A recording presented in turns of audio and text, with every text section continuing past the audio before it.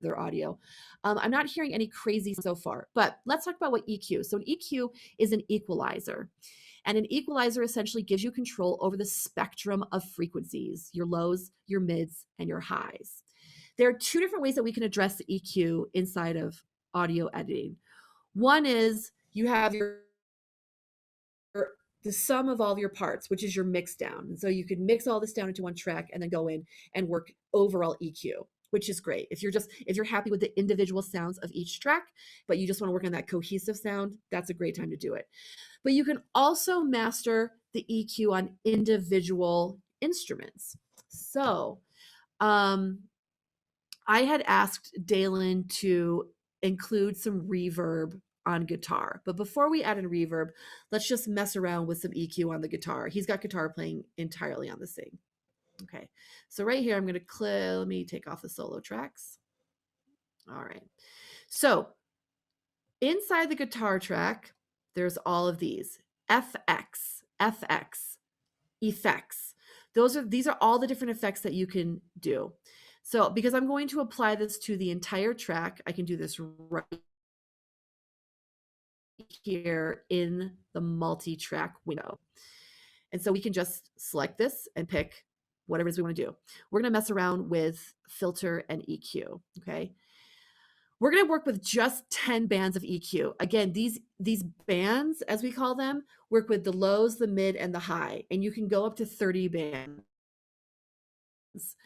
That's super overwhelming. I've never been able to work really well in 30 bands. That's just a ton, okay? So I'm just gonna show you 10 bands of EQ.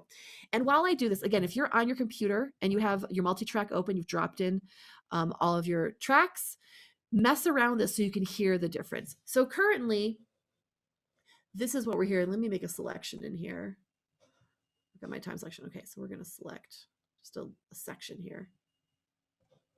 Okay, so in my EQ window, I can press play.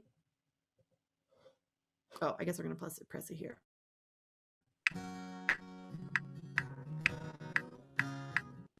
Okay, so now it's looping.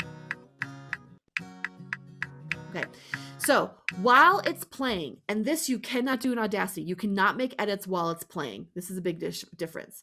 While it's playing, I can start to mess around with the EQ. It's going to start with the lows and move to the mids and then to the highs. I'm going to make huge changes. So hopefully you guys can hear this.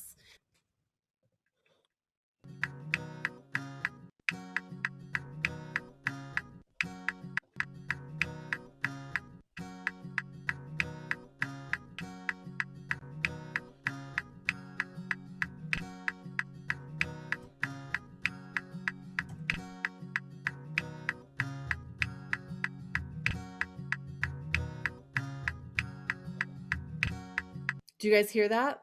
Does it come through the Zoom? Okay.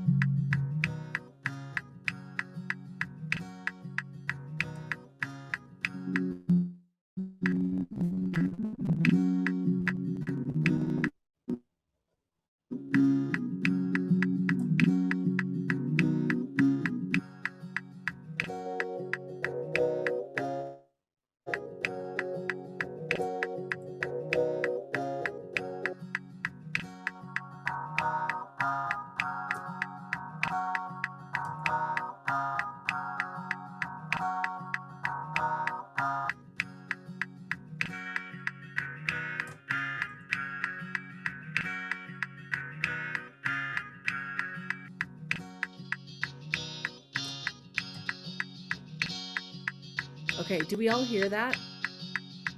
I made huge changes. And you can spend hours in EQ. What you're doing in equalizing is that you're sculpting the sound. You're determining how much of the mids do I want to come out, how much of the highs, how much of the lows, okay? This is a rabbit hole, which is also why I recommend you don't go beyond 10 band. So that's EQ. So you can EQ every individual track, but you can also EQ your mix down. Okay, so let me show you that. Filter and EQ, 10 bands. Student walked up to the teacher's door, and he said to the teacher behind the door. Student walked up to the teacher's door, and he said to the teacher behind the door. Student walked up to the teacher's door, and he said to the teacher behind the door. Student walked up to the teacher's door, and he said to the teacher behind the door. Student walked up to the teacher's door, Okay, and he said the point is to you can the do it teacher- both ways. You can equalize your individual tracks to get the sound you want for each instrument, and then you can also equalize your mix down of your summation of sound and get a different sound there as well. Does that all make sense?